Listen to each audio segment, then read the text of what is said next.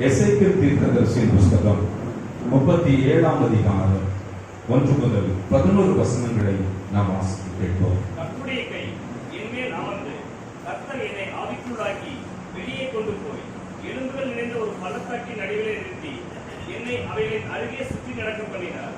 இதோ பள்ளத்தாக்கின் வெட்ட வெளியிலே அந்த எலும்புகள் மகா திரளாய் கிடந்தது. அவைகள் மிகவும் உணர்ந்ததுமாய் இருந்தது.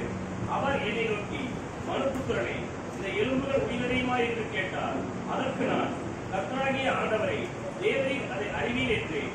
அப்பொழுது அவர், நீ இந்த எலும்புகளை குறித்து தீர்க்க தரிசனம் உரைத்து அவைகளை பார்த்து சொல்ல வேண்டியது என்னவென்றால், உலர்ந்த எலும்புகளை, கர்த்தருடைய வார்த்தையை கேளுங்கள்.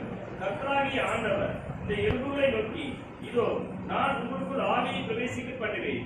அப்பொழுது உயிரடைவீர்கள். நான் உங்கள் மேல் நரம்புகளை சேர்த்து உங்கள் மேல் மாம்சத்தை உண்டாக்கி உங்களை தோளினால் மூடி உங்களை ஆவியை கட்டளையிடுவேன். அப்பொழுது நீங்கள் உயிரடைத்து நான் கர்த்தர் என்று அறிந்து கொள்வீர்கள் என்று உரைக்கிறார் என்று சொல் என்றார். எனக்கு கட்டளையிட்டபடியே நான் தீர்க்க தரிசனம் உரைத்தேன். நான் தீர்க்க தரிசனம் உரைக்கையில் ஒரு இரைச்சல் உண்டாயிற்று. இதோ அசைவுண்டாகி ஒவ்வொரு எலும்பும் தன் தன் எலும்போடு சேர்த்துக் கொண்டது. நான் பார்த்துக் கொண்டிருக்கையில் இதோ அவைகள் மேல் நரம்புகளும் மாம்சமும் உண்டாயிற்று. வேர்ப்புறமைக்கும் தோளினால் மூடப்பட்டது. ஆனாலும் அவைகளில் ஆவி இல்லாதிருந்தது. அப்பொழுது அவர் என்னை பார்த்து, நீ ஆவியை நோக்கி தீர்க்க தரிசனம் உரை. மனுபுத்திரனே, நீ தீர்க்க தரிசனம் உரைத்து ஆவியை நோக்கி கர்த்தராகிய ஆண்டவர் உரைத்தது என்னவென்றால், ஆவியே, நீ காற்று திசை நான்கிலிருந்து வந்து உடையுள்ள இவர்கள் உயிரிழையும்படிக்கு இவர்கள் மேல் ஊது என்கிறார் என்று சொல் என்றார். எனக்கு கற்பிக்கப்பட்டபடி நான் தீர்க்க தரிசனம் உரைத்தேன். அப்பொழுது ஆவி அவர்களுக்கு பிரவேசிக்க அவர்கள் உயிரிழந்து காலூன்றி மகா பெரிய சேனையாய் நின்றார்கள். அப்பொழுது அவர் என்னை நோக்கி, மனுபுத்திரனே, இந்த எலும்புகள் இஸ்ரவேல் வம்சத்தால் அனைவருமே. இதோ அவர்கள் எங்கள் எலும்புகள் உழுந்து போயிற்று, எங்கள் நம்பிக்கை அற்று போயிற்று, நாங்கள் அறுமுந்து போகிறோம் என்கிறார்கள்.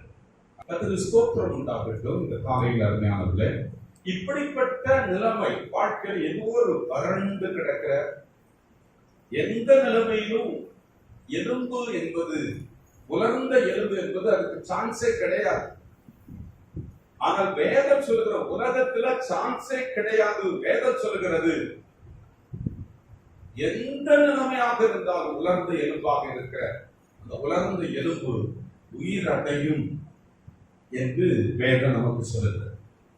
உலர்ந்த எலும்பு போன்ற வாழ்க்கை உயிரடைய செய்கிற தேவன் நமக்கு இருக்கிறார். ஆமென் சொல்லுவோமா? சங்கீதங்களின் புத்தகம் 85ஆம் சங்கீதம் 6வது வசனத்தை நாம் வாசிப்போம். சங்கீதம் 85:6. உமது ஜனங்கள் உம்மில் மகிழ்ந்திருக்கும்படி நீர் எங்களை திரும்ப உயிர்ப்பிக்க மாட்டீரோ? நீர் எங்களை திரும்ப உயிர்ப்பிக்க மாட்டீரோ? யார் உயிர்ப்பிக்கிறன்னா, நீர். கர்த்தரிடத்துல ஒரு மனுஷன் கதறுகிறான், குமரி கேட்கிறான், ஆண்டவரே, நீர் எங்களை திரும்ப உயிர்ப்பிக்க மாட்டீரோ என்று ஒரு மனிதனுக்குள்ள ஒரு கதறுதல், ஒரு குமுறல் வார்த்தை தான் இது. எதற்காக என்றால், நாங்களுடைய பிள்ளைகள் உண்மையில் மகிழ்ந்திருக்க வேண்டும், உடைய நாமத்தை நாங்கள் மகிமைப்படுத்தி வாழ வேண்டும். ஆகையினால் எங்களுக்கு ஒரு மகிழ்ச்சியை உண்டு பண்ணுகிற, எங்கள் வீடுகளில, எங்கள் வாழ்க்கையில, எங்கள் பிள்ளைகளில ஒரு மகிழ்ந்திருக்கிற ஒரு காரியத்தை செய்ய நீர் என்னை திரும்ப உயிர்ப்பிக்க மாட்டீரோ என்று கதறுகின்றார். இது ஒரு தேவ மனிதனுடைய கதறல். நிச்சயமாக சொல்லுவேன், அந்த ஏக்கம் அவள் கொடுக்கப்பட்ட ஜப ஆவியை கலந்து ஆண்டவரே என்று கூப்பிடுகிற போது நிச்சயமான பதில்கள் கிடைக்கிறது. ஆமென் சொல்லுவோமா? ஜபத்திற்கு பதில் உண்டாகிறது என்பதை உங்களுக்கு அன்போடு வேண்டுகின்றேன். உபதியாவின் புஸ்தகம் 1ஆம் அதிகாரம் 18வது வசனத்தை வாசிப்போம். 1:18. யாக்கோபு வம்சத்தார் அக்கினியும் யோசேப்பு வம்சத்தார் அக்கினி ஜுவாலையுமாக இருப்பார்கள். ஒரு குடும்பம் சொல்லப்படுகிறது. யாக்கோபு வம்சத்தார், யோசேப்பு வம்சத்தார் அப்படின்னு ஒரு குடும்பம், அவருடைய சந்ததி அக்கினியாக இருக்கிற குடும்பம் இருக்க வேண்டும். நம் நடுவுல அக்கினியாக, குடும்பமாக அக்கினியாக இருக்கிறவர்கள், குடும்பமாக அக்கினி ஜுவாலையாக இருக்கிறவர்கள், எழும்ப வேண்டும் என்று கர்த்தர் விரும்புகிறார். யாக்கோபு வம்சத்தார் அக்கினியாக இருக்கிறாங்க. கணவர், மனைவி, பிள்ளைங்க எல்லாம் அக்கினியா இருக்கிறாங்க. அந்த யோசேப்பு வம்சத்தாரை பார்க்கும்போது இன்னும் அதிகமா இருக்கிறாங்க. எப்படி இருக்கிறாங்கன்னா அக்கினியாக மட்டுமல்ல, கணவரும் மனைவியும் அக்கினியாக, பிள்ளைகள் அக்கினியாக மட்டுமல்ல, அக்கினி ஜுவாலையாக, மற்றவர்களுக்குள் பற்றி பிடிக்கிற அக்கினியாக, அக்கினி ஜுவாலையாக இருக்கிறார்கள் என்று வேதம் சொல்கிறது. நம்முடைய ஆலயத்துல எல்லா குடும்பத்தின் பிள்ளைகளுக்குள் ஒரு அக்கினியாக எரிந்து பிரகாசிக்கிற ஒரு வாழ்க்கை, அக்கினி ஜுவாலையாக கணவர், மனைவி, பிள்ளைகள் மாற்றப்படுகிற ஒரு வாழ்க்கை வர வேண்டும் என்று கர்த்தர் விரும்புகிறார். கர்த்தருக்கு ஸ்தோத்திரம் உண்டாகட்டும்.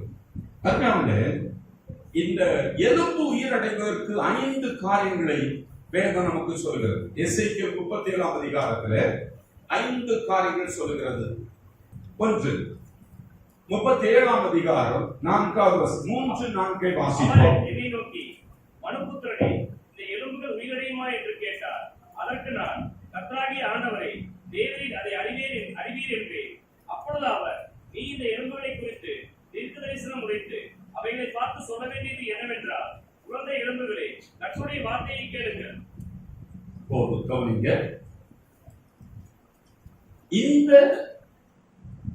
எலும்புகள் உயிர் அடையுமா? உங்க வீட்டு நிலைமை, உங்க வாழ்க்கையின் நிலைமை ஒரு புதிய நிலைமைக்கு வருமா? வர வேண்டுமானால் 5 காரியங்களை வேதம் சொல்கிறது.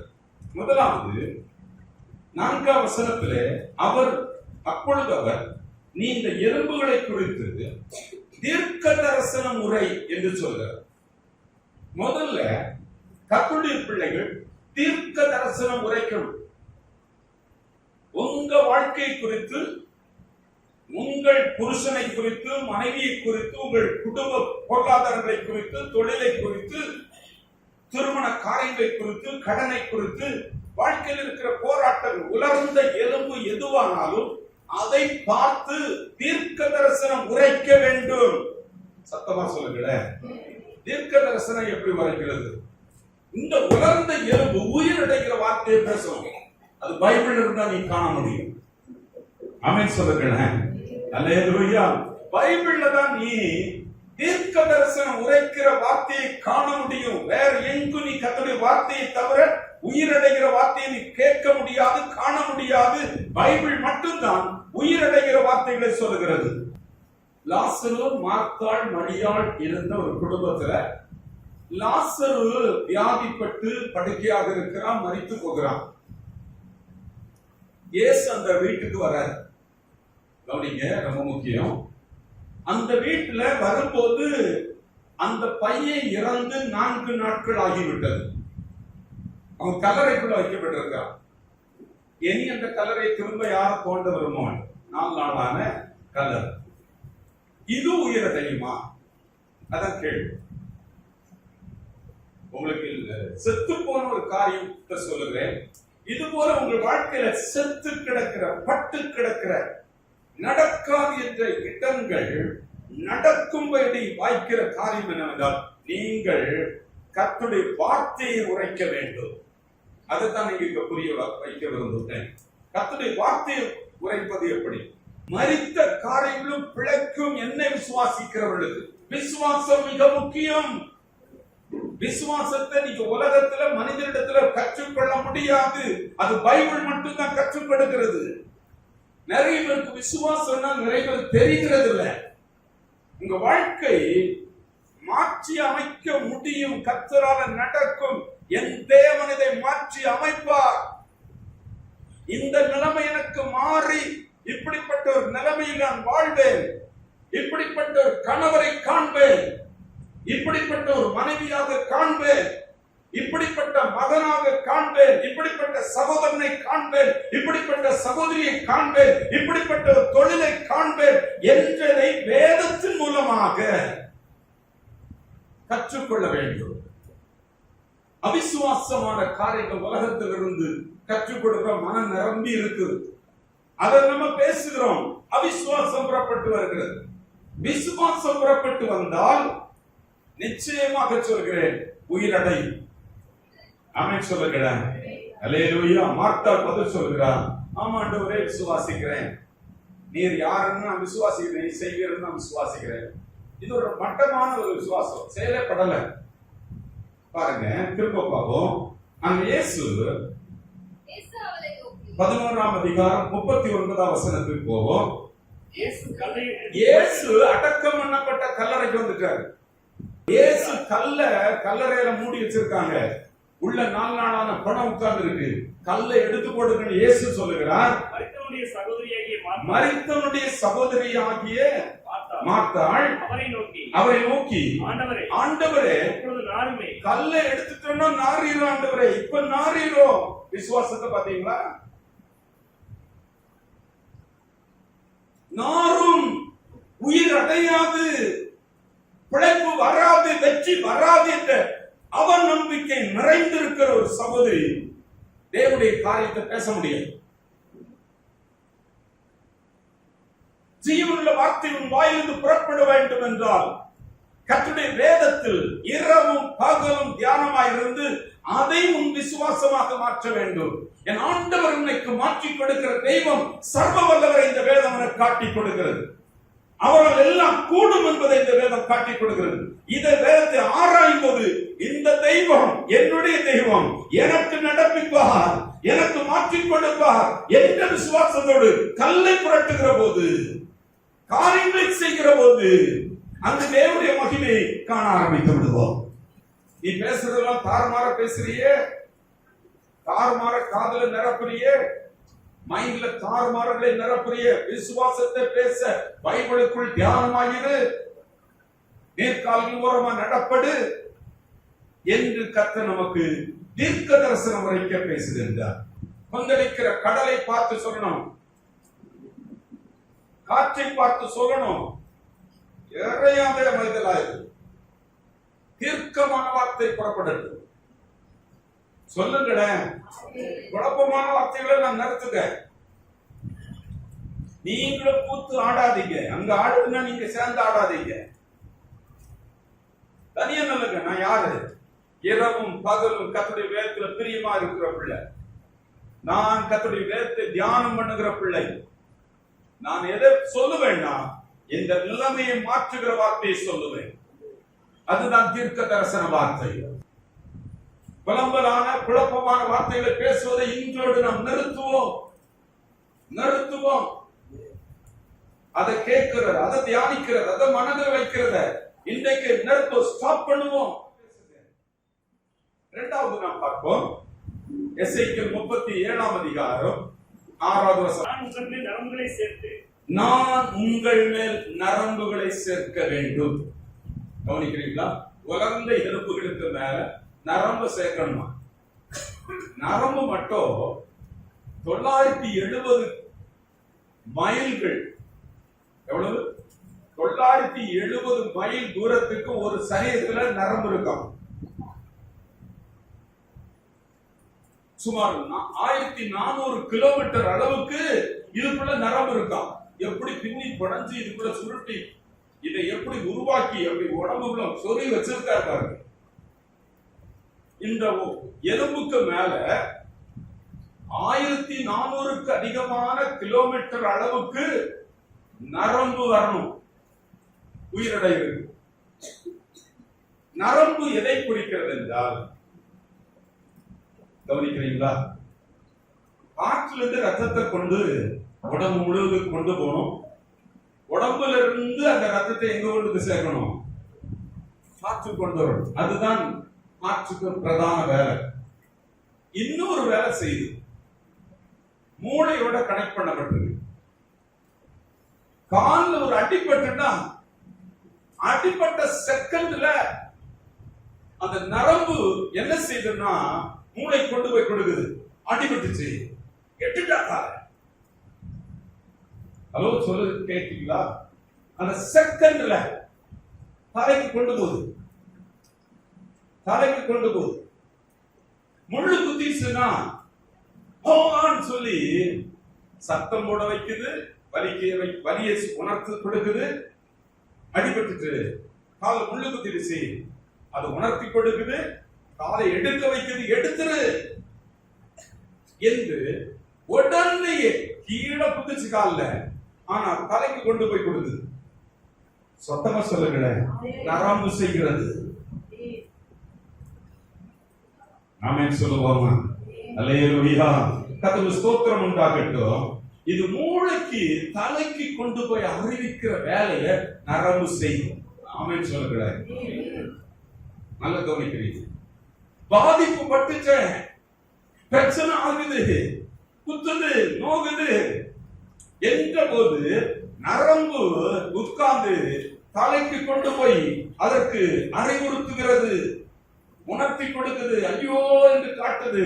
உடனே அந்த செகண்ட்ல இருந்து மூளையில இருந்து கமெண்ட் வருது, காலை எடு. சத்தமா சொல்லுங்களேன். அல்லேலூயா. அதுபோல வேதம் சொல்கிறது. 2 வசனத்தை வாசிப்போம். நிறைய வசனம் இருக்கு. 2 வசனம். கொலோசியர் 1ஆம் அதிகாரம் 18வது வசனம். அவரே சபையாகிய சரீரத்துக்கு தலையானவர். அவரே சபையாகிய சரீரத்திற்கு தலையானவர். சரீரத்திற்கு தலை. ஒரு விலங்கு இருக்குன்னு வைங்க. இங்க ஒரு நாய் இருக்கு, பூனை இருக்கு, அதுக்கு சரீரம் இருக்கு, காலு, கை, எலும்பு, தசை எல்லாமே இருக்கு. ஆனா அந்த நாய்க்கு ஒரு தலை இருக்கு. அதுபோல சபைக்கு ஒரு தலை இருக்கிறது என்பதை வேதம் புரிந்து கொள்ளட்டும், மக்கள் புரிந்து கொள்ளும். ஆமென் சொல்லுவோமா? வேதம் நமக்கு சொல்கிறது, சபையாகிய சரீரத்திற்கு கிறிஸ்து தலை. எத்தனை பேர் அங்கீகரிச்சிருக்கீங்க? எனக்கு தலை. இந்த பாடிக்கு, இந்த ஒட்டுமொத்த பாடிக்கு கிறிஸ்து தலையாக இருக்கிறார். சத்தமா சொல்லுங்களேன். அல்லேலூயா. சரீரம் நாம், நம்ம தலை இல்ல. சரீரத்துல எங்கேயாவது பாதிக்கப்பட்டால் நரம்பு உடனே எங்க கொண்டு போனோம்? சொல்லுங்களேன். தலைக்கு கொண்டு போனோம். எலும்பு உயிரடைய வேண்டும் என்றால், வாழ்க்கையின் பிரச்சனைகள் மாற்றி அமைக்கப்பட வேண்டும் என்றால், நரம்பாக நீங்கள் இருக்க வேண்டும் என்று கர்த்தர் விரும்புகிறார். நரம்பு சேர்க்கப்படணும். ஒரு சபையில சபை என்ற சரீரம் இருக்கிறது. இந்த சபை என்ற சரீரத்திற்கு கிறிஸ்து தலையாக இருக்கிறார் என்று வேதம் சொல்கிறது. இந்த தலைக்கு நான் பாதிக்கப்பட்டு இருக்கிறேன், என் நிலைமை மோசமாக இருக்கிறது, நான் பரிதாபமாக இருக்கிறேன், நான் கண்ணீரோடு இருக்கிறேன், என் வாழ்க்கை இப்படி இருக்கிறது என்பதை கொண்டு போய் சேர்க்கிறது நரம்பின் வேலை என்பதை புரிந்து கொள்வோம். சத்தமா சொல்லுகிறேன். அல்லேலூயா. அப்ப நீங்க எல்லாரும் வெவ்வேறு வீடுகள்ல இருக்கலாம், வெவ்வேறு இடத்துல படிக்கலாம், வெவ்வேறு இடத்துல வேலை பார்க்கலாம், வெவ்வேறு காரியங்களை செய்யலாம். ஆனா உங்களுடைய எலும்பு பாதிக்கப்பட்ட தேவ பிள்ளைகள் உலர்ந்து கிடக்கிற நிலைமை, பட்டு போயிருக்கிற அந்த வறண்ட நிலைமையை யார் கொண்டு போக வேண்டும் என்றால், நீங்கள் ஒரு நரம்பு சேர்க்கப்பட்ட நபராக, எனக்கு என்னுடைய எலும்புக்கு நான் ஒரு நரம்பாக இருப்பேன். ஆமென் சொல்லுங்க. அப்படி என்றால் தலைக்கு நான் கொண்டு போகிற நபர், அப்படி என்றால் செபிக்கிற நபர். சத்தமா சொல்லுங்களேன். தேவனுக்கு தெரியப்படுத்துங்கள். சத்தமா சொல்லுங்களேன். நரம்பாக இருக்கிறவர்கள் அவருடைய உலர்ந்த எலும்பு உயிர் அடையும். சரீரத்தில் எனக்கு பாதிப்பு இருக்கு, வாழ்க்கைக்குள்ள இது பாதிப்பா இருக்கு, ஆண்டவரே என்று ஆசா தன் தேவனாய் கர்த்தரை நோக்கி கூப்பிட்டான். அல்லேலூயா. ஆண்டவரே, பலன் உள்ளவனுக்காகிலும் பலனற்றவனுக்காகிலும் உதவி செய்கிறவனுக்கு லேசான காரியம். கர்த்தாவே, எங்களுக்கு துணை நில்லும். எனக்கு நல்லுங்கப்பா. மனுஷர் உண்மை மேற்கொள்ள விடாதோம். அல்லேலூயா. நான் உண்மை முன்னால் நிறுத்திட்டேன், நீங்க பாத்துக்கோங்க. என் பிரச்சனை எல்லாம் உங்களுடைய பிரச்சனை, நான் உங்களுடைய பிள்ளை, நீங்க பார்த்துக்கோங்க என்று அவர் கையில் விடுகிற ஒரு தேவ நம்பிக்கை, ஒரு விசுவாசம், ஒரு ஜெபம். காலையில் கர்த்தருடைய பிள்ளைகள், நரம்புகள் சேர்க்கப்பட வேண்டும். உங்க வாழ்க்கைக்குள்ள உங்க நிலைமை மாறுவதற்கு ஜெப வாழ்க்கை குறித்து வேதம் சொல்லுகிறது. அல்லேலூயா, கர்த்தருக்கு ஸ்தோத்திரம். இந்த நாளில் காலையில் அருமையானவர்களே, ஜெப வாழ்க்கை உங்களுக்கு இருக்கிறதா? உங்க பிரச்சனை தலையாகிய கிறிஸ்துவுக்கு போய் சேருதா? சொல்லப்படுதா? உடனே சொல்றீங்களா? எனக்கு இப்படி இருக்கப்பா என்று நீங்க சொல்லுகிற நிலைமையில் உங்க குடும்ப வாழ்க்கையில் நீங்கள் இருக்கிறீர்களா? ஒரு நரம்பாக இருக்கிறீர்களா? நரம்பு சேர்க்கப்பட்டால் உலர்ந்த எலும்பு உயிரடையும். சத்தமா சொல்லுங்க. கர்த்தரிடத்துல கொண்டு போய் சேர்க்கிற ஒரு ஜெப வாழ்க்கை. ஜெப வாழ்க்கை எந்த குடும்பத்தில் ஜெபம் இருக்கிறதோ அந்த குடும்பங்கள் மட்டுமே அல்லேலூயா வெற்றி பெற்று வாழ முடியும். பாதிக்கப்பட்ட நிலைமைகளை கிறிஸ்துவிடம் எடுத்து சொல்லுகிற ஜெப வீரர்கள் குடும்பத்துக்கு குடும்பம் தேவை. தனித்தனி நபர்கள் ஜெபிக்கிறவர்களாக இருக்க வேண்டும் என்று கர்த்தர் அழைக்கிறார். அல்லேலூயா, கர்த்தருக்கு ஸ்தோத்திரம். அருமையானவர்களே, இந்த நாளில் காலையில ஜெபம் என்றே உங்க வாழ்க்கையின் தீர்வு என்பதை மறக்க வேண்டாம். எங்கிருந்து உங்க நிலைமை மாறுது, எங்கிருந்து உங்க பிரச்சனைகள் மாறுகிறது, எலும்பு உலர்ந்த எலும்பாக இருந்தாலும் எப்போ அந்த நிலைமை மாறும் என்றால் ஜெபம் ஒன்றுதான் அதற்கு தீர்வு. நிலைமை மாற்றுவது ஜெபம்தான். ஜெபம் இல்லை என்றால் உங்களுக்கு எந்த மாற்றம் வருவதில்லை. நரம்பாக மாறுங்கள், வளர்ந்த எலும்பு மாறிவிடும். அல்லேலூயா, தீர்க்க தரிசனமாக கர்த்தருடைய வார்த்தையை உரைக்க பழகுங்கள், வளர்ந்த எலும்பு மாறிவிடும். பலம்பல மாற்றுங்க, கண்ட வார்த்தைகளை பேசுகிறத மாற்றி விடுங்க, நிலைமை மாறும். நீங்க குடும்பத்தில் இருக்கிறவங்க புலம்புகிறத ஜாயின் பண்ணாதீங்க, அவங்களோட இணைக்கப்படாதிருங்க, தனியா நில்லுங்க. புலம்புறவங்களோட இணைக்கப்படாதிருங்க, அவங்க புலம்பட்டும். நீங்க தேவனுடைய வார்த்தையை பேசுங்க. நீங்க நரம்புகள் சேர்க்கப்படணும். இந்த வீட்டுல, இந்த தொழில்ல, இந்த நிலைமையில நரம்புகள் சேர்க்கப்பட வேண்டும். ஜெப வாழ்க்கை துவக்கப்பட வேண்டும். ஜெபம் ஒன்றுதான் உங்கள் வாழ்க்கையின் வீட்டை கட்டுகிற, வாழ்க்கையை மாற்றுகிற, எலும்பு புதிய காரியங்களை உருவாக்குகிற, அந்த உலர்ந்த எலும்பை மாற்றிக் கொடுக்கிற வாழ்க்கை ஜெப வாழ்க்கை மட்டும்தான். அது மட்டும்தான் தீர்வு. சொல்லுங்களேன், அந்த ஜெப வாழ்க்கையை அனவிட்டு எரிய வைங்க. மணிக்கணக்கா போகிற இடங்கள் எல்லாம் ஜெபமாக மாறட்டும். உங்கள் எண்ணங்கள் எல்லாம் ஜெபமாக மாறட்டும். ஆண்டவரே என்று அவரை நம்பி சார்ந்து இந்த நிலைமை உயிரடையுமா? அப்பா, நான் உம்மில் மகிழ்ந்திருக்க வேண்டும், என் குடும்பம் உம்மில் மகிழ்ந்திருக்கும்படி நீர் என்னை திரும்ப உயிர்ப்பிக்க மாட்டீரப்பா, மாற்றி தாங்க, உயிர்ப்பியும். சத்தமா சொல்லுங்க. அல்லேலூயா. அதை கர்த்தர் இந்த காலையில் நம்மிடத்தில் எதிர்பார்க்கிறார். ஜெப வாழ்க்கை, நீர்க்கால்களின் ஓரமாக நடப்பட்ட வாழ்க்கை ஜெப வாழ்க்கை.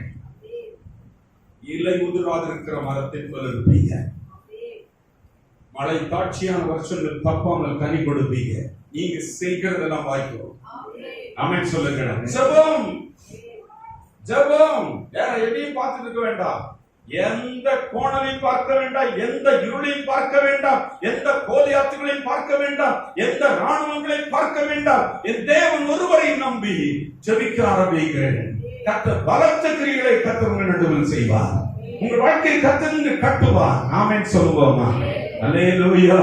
கர்த்தருக்கு ஸ்தோத்திரம் உண்டாகட்டும். 5 காரியங்கள் உலர்ந்த எலும்பு மாறுவதற்கு. முதலாவது உங்க பேச்சு, தீர்க்க தரிசன பேச்சு, விசுவாச வார்த்தை பேசுது. நான் ஒரு டீம்ல இருக்கேன்னா விசுவாச வார்த்தை பேசுறேன். நான் குடும்பத்தில் இருக்கேன்னா விசுவாச வார்த்தை பேசுறேன். நான் ஒரு வேலை, நான் தனிநபரா நிற்கிறேன், எனக்கு யாரும் சப்போர்ட்டா இல்ல, விசுவாச வார்த்தை பேசுறேன். வேலையை தேடுகிறேன், படிப்பை நாடுகிறேன், எதிர்காலத்தை தேடுகிறேன், விசுவாச வார்த்தை பேசுறேன், தீர்க்க தரிசனத்தை பேசுறேன். ஆமென் சொல்லுவோமா? அது எங்க இருக்கிறதா? பைபிள் சொல்லுகிறது. பைபிளை போல வேற ஒரு சிறந்த புத்தகத்தை உலகம் முழுவதும் பார்க்க முடியாது. ஆமென் சொல்லுகிறேன். பார்க்கவே முடியாது. சேலஞ்ச். ஜீவனுள்ள வார்த்தை. இன்னொரு புத்தகத்தை நீ எந்த புத்தகத்தையும் பக்கத்துல வச்சு இதுல வார்த்தையின்படி நடக்கும் என்று நம்பி அந்த வார்த்தையை நீங்க பின்பற்றுக, நடக்கவே நடக்கும். இந்த பைபிள் கர்த்தருடைய வார்த்தை தியானம் பண்ணி அதை மனதில் நிரப்பி, எண்ணத்தில் நிரப்பி, சிந்தனை நிரப்பி பேசுங்க. அது தீர்க்க தரிசனம், அது விசுவாச வார்த்தை, அது உங்களுக்கு நடக்கும். உலர்ந்த எலும்பு உயிரடையும். இரண்டாவது, நீங்கள் செய்ய வேண்டியது நரம்பாக மாறுங்க. பாதிக்கப்பட்டதை அழைத்து கொண்டு போங்க. உடனுக்குடன் சொல்லுங்க, ஆண்டவரே என்று கூப்பிடுங்க. பரத்திலிருந்து ஜெயம் வரும். ஆமென் சொல்லுவோமா? அல்லேலூயா. தலை சரீரத்துக்கு உடம்பு கட்டளையிடும். கையெடுத்து சுடுது, கையெடுத்து சாக்கடிக்கும், எடுத்து தொடாத. கட்டளை வரும். ஆமென் சொல்லுவோமா? பதில் கிடைக்கும். நம்ம எடுத்து இருப்போமா? மற்ற ஏனைய 3 காரியங்களை அடுத்த வாரம் தியானிப்போம்.